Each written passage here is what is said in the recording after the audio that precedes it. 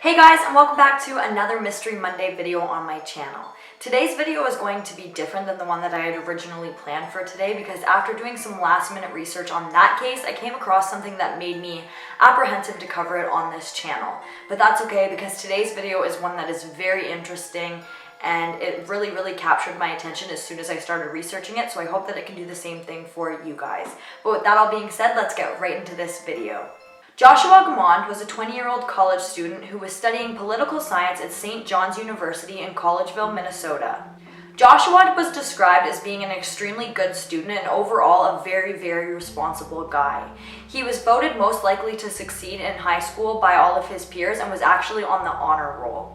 He was also a devout Christian as raised by his family, which were all Christians, and he attended church on most Sundays. On the night of November 9th, 2002, which was a Saturday, Josh was at his friend's dorm room playing cards with a group of friends. Now, some places state that he was at a party, but after doing my research, I think that this was just a group of guys playing cards and having some drinks. And after doing some research again, I also found that it was only about 10 guys playing cards at this dorm room. That evening, sometime between 11:30 to 12 p.m., Josh got up and went to the bathroom, or at least that's what his friends thought, but he never returned. And when he didn't return, his friends just assumed that he got tired and headed back to his apartment, which was about a 3-minute walk from the dorm where he was playing cards. After realizing that Josh hadn't returned from the washroom, some of his friends became worried and they tried to call him multiple times, but he didn't answer, so they just assumed that he arrived home and was extremely tired and fell asleep. Real panic began to set in for Joshua's friends when he didn't show up to an event that was held by his school on that Sunday morning. And it was a mock trial team event, so Josh had to be there. And it wasn't really in Josh's character to miss something that was important like this, so this really raised a lot of red flags for his friends. At about 8 o'clock that Sunday evening, one of Josh's friends decided to call Brian Guimond, which is actually Josh's father. And he just said to him, nobody's seen Josh, do you know where he is? And this obviously really panicked Brian. I can only imagine being a parent getting a phone call saying that your kid has been missing. That's absolutely horrifying. So of course, right after this phone call, the police were informed and the search for Josh began that evening. The initial search for Josh started that evening after sundown, and that was due to the time that Josh was reported missing. It was 8 o'clock or after, so the sun was already setting, so it didn't start the search until after it was already dark out. And I believe the initial search was only done by friends and a couple officers that were assigned to the case. But by Monday morning, tons of people were out searching for any sign of Josh. All of Josh's personal belongings were found still in his dorm room, including his credit cards and his IDs, and his car was found parked in its parking spot completely undisturbed. When Joshua's roommate was interviewed, he said that he had last seen Josh on November 9th around 8:30 p.m., and the two had talked for a little while, and then Josh had left and headed out to the card game. His roommate had gone out that night as well, but he didn't go to the same card game as Josh. He went somewhere else, and he said that when he arrived back to the dorm, Josh wasn't there. And when he didn't come home that night, he just assumed that he was either having a very late night or he slept out at one of his friend's house, like college kids do. That isn't something out of the ordinary. Since the initial search for Josh, many other searches have taken place, some of these including National Guards, helicopters, divers, and sniffer dogs. One of these sniffer dogs, who I believe was actually leading the search and searching for Josh amongst a bunch of other sniffer dogs, actually led investigators to a body of water.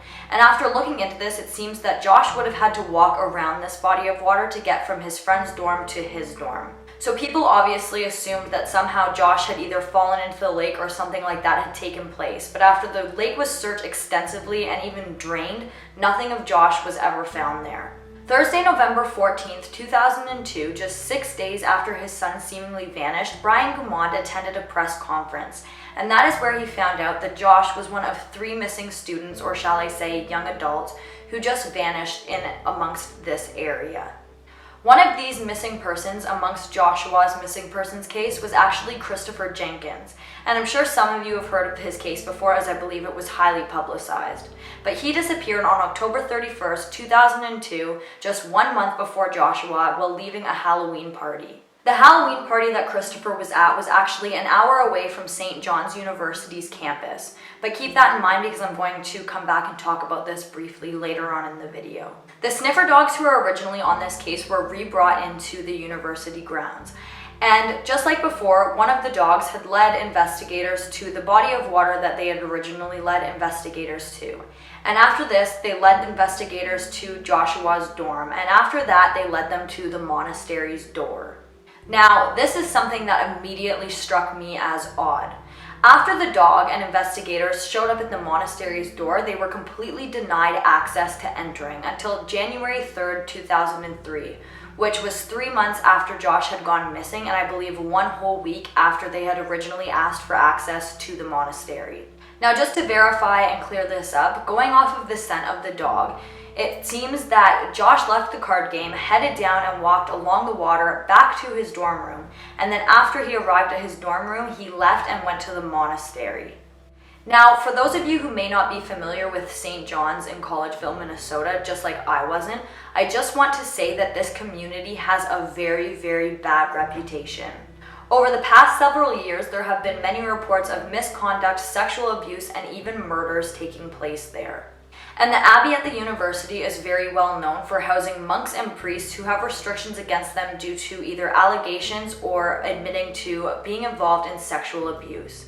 And some of the monks that lived not only in the Abbey, but also in the dorm where Josh was playing cards, as well as the dorm that Josh actually lived in himself. Something else in this case that strikes me as shady is at the time of Joshua's disappearance, he was actually writing a term paper on the university's response to sex abuse. Now, I'm just backtracking here a little bit and going back to the monastery. So when investigators were finally allowed access to the monastery and brought the sniffer dogs along with them again, the same sniffer dog that led them to the lake and the dorm and the monastery led investigators to the very back of the monastery. But besides picking up Joshua's scent, nothing else of him was found inside of the monastery as far as I know. After this, the university began to give Brian Guimond a very, very difficult time while searching for his son. And they said that no more searches were allowed to be conducted on the campus or the grounds of the church unless they were first verified by the sheriff's department. And on January 18th, the search team was actually asked not to use sniffer dogs in their investigation anymore because, and I quote, "pets are not allowed on campus." Now, I don't know about any of you guys who are watching this video, but to me this just screams that the university knows something or is hiding something.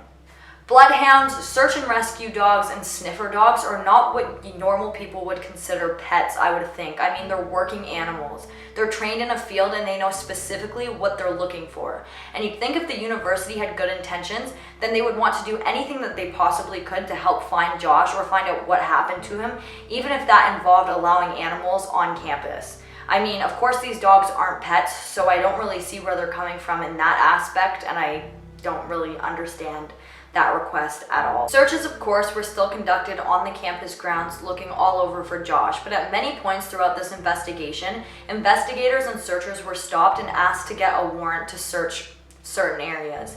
And on the rare occasion that warrants were granted, nothing of Josh was found. Oddly enough, Christopher Jenkins, who I actually mentioned earlier in the video, who was also missing from this general area, according to web sleuths, his scent was also found in the St. John's Abbey. On the night of Christopher's disappearance, nobody's sure where he went, but like I said before, St. John's campus was only an hour away from where he vanished. So him somehow showing up on the grounds or at the Abbey isn't completely out of question, and it is 100% possible. But like I said, his scent was allegedly picked up there by a sniffer dog, so whether that means that Chris was actually there himself or somebody came into close contact with him before his death, I'm really not sure. Unfortunately, since then, Christopher Jenkins' body has been found and his murder remains unsolved. And that brings me to the first theory in this case, and that is of course that St. John's Church, as well as the university and that whole entire ground, which also has a prep school on it, has something to do with Joshua's disappearance. St. John's Church, as well as the university, is a huge part of the Collegeville, Minnesota area. In fact, I was reading online and it seems that St. John's is so big that they actually have their own fire department, and it's so large that it kind of portrays itself as its own kind of town. So as you can assume, the people who live in and amongst this area are very much so a church community, and they're really supportive of the church and the university, and they all kind of are like tight-knit little town with a college, university, prep school, all of that kind of stuff right in the middle, and it all kind of revolves around the church. And like I said before, this church is involved in some very shady activity, and they're sheltering some very questionable people in amongst the church grounds. And not only, like I said before, on the university property is just the university, but there is also a prep school. So that means that they're sheltering sex offenders near children. And not only that, but they're also allowing them to live in and amongst young adults who attend the university there. One of the theories in this case is that maybe when Josh left the card game, he was more intoxicated than his friends had thought. And maybe he took the long way back down by the water to his dorm room. And when he arrived back there, maybe he decided he wanted to go out and get some food or go back to the card game or do something like that. And that is when he ran into a priest or one of these monks that maybe were a little bit shady or had questionable intent. And maybe a monk or a priest is somebody that Josh would have trusted. I mean, he was a devout Christian his whole entire life. He was raised around a church. So I think that it is very possible that maybe he trusted these people and then they did something bad to him. Or maybe they were trying to assault him and it got out of hand. You never know in these kinds of cases, but that is just this theory. And you think that somebody who would dedicate their whole entire life to God would have nothing but good intentions, but unfortunately, that isn't always the case. Or maybe this person that he ran into had violent tendencies and they were also responsible for Christopher Jenkins' murder, and that's why his DNA was also found at the Abbey. And the second theory that kind of goes along with the first one is that in Josh's term paper where he was writing about the university's response to sex abuse, he either uncovered something that the university didn't want anybody knowing about, or maybe he portrayed the university and the church in a bad light, and this offended somebody to the point of them wanting to get rid of him. Because online it isn't clear exactly if anybody has actually read Joshua's term paper or if he even finished it. Because of how huge this church is and because of the effects that it has on the community around it, people have speculated that the church and law enforcement were possibly working together to cover up whatever happened to Josh, whether that be not to give the church and the university a bad name or for much more sinister reasons. The next theory in this case, which is one that I personally don't believe, is that Josh's death was related to something gone wrong with him selling fake IDs. And I'll explain a little bit more on why I don't agree with this theory in just a minute. After Joshua's disappearance, over 300 files were deleted off of his computer, but these files were restored and found to be links to a fake ID ring. Now, I do believe that Joshua was involved in a fake ID ring because these files were found on his computer, but I think that these were more than likely deleted by a friend, possibly his roommate, trying to either cover their own butt if they were involved in the fake ID ring, or they were trying to protect their friend's name after they found out that he was missing. I mean, I guess it is possible that something could have gone wrong with selling fake IDs that could possibly link to his disappearance, or that somebody at this point in Joshua's life had something against him or was out to get him due to him selling fake IDs. But in this case, I just think that this theory isn't as likely as some of the other ones. Investigators on this case claim to believe that Josh fell into the water after being intoxicated at the card game with his friends and drowned. But if that was the case, why when they drained the bodies of water was nothing of Joshua ever found? Some of these investigators even claimed that Joshua was possibly eaten by snapping turtles, and to me that even just sounds like a bad joke. And other people believe that Joshua could have possibly fallen victim to the notorious smiley face killers. And whether or not you believe this theory could really be based around the fact of whether or not you believe if the smiley face killers are real. For those of you who may have not ever heard of the smiley face killers before, they are actually a theory within themselves. Now, just a brief recap on this theory is that this theory was brought to light by two retired New York detectives. And this theory goes that over the past decade or so, many college-aged men have been found drowned in bodies of water. And the theory is that even though law enforcement has claimed that these were all accidental drownings, some people believe that these were actually murders, and the people who had acted in these murders are referred to as the smiley face killers. They started being referred to as the smiley face murders when it became public that the police had actually found graffitis of smiley faces near many of the crime scenes where these men had drowned. All of these men were believed to have been Caucasian and college age and pretty athletic.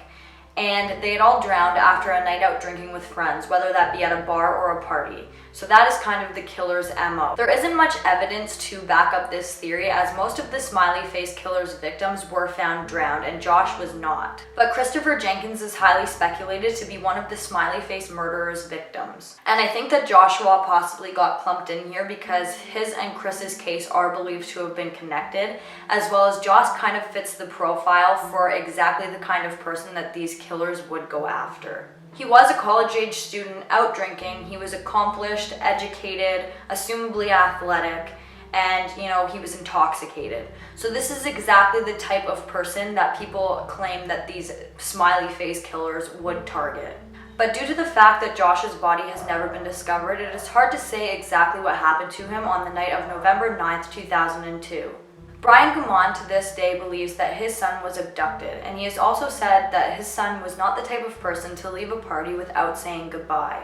So that leaves us with the question, did Josh get abducted either on his way to the bathroom or when he was done going to the bathroom? Or did something happen when he was in the washroom that would have caused him to have to leave the friend gathering abruptly without saying goodbye? Unfortunately, so far we don't have any answers to any of these questions, and Joshua Guimond remains a missing person to this day. My heart sincerely goes out to Joshua's parents, especially his father and all of his loved ones. Joshua was an extremely smart guy who had a full, promising future ahead of him. He was very active at school, he had good grades, had a lot of friends, was close to his dad, and had future goals of going to Yale University and serving in the Minnesota House of Representatives. And it is such a shame and so tragic that someone had taken it upon themselves to take all of that away from him and to take him away from his loved ones. I think in this case there are too many factors that associate Joshua going missing to St. John's Church or some other kind of abduction. And I can honestly say that I really don't agree with the theory that he drowned accidentally.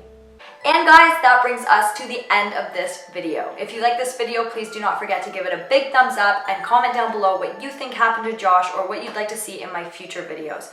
And don't forget to subscribe and turn on that notification bell so that you don't miss a future video from me. And also quickly, I just want to ask you guys, in the future, would you rather see an extremely long video or would you rather see lots of normal length videos over the span of a 7-day week? Let me know in the comments down below, and once again, thank you so much for watching, and I'll see you guys in the next one. Bye!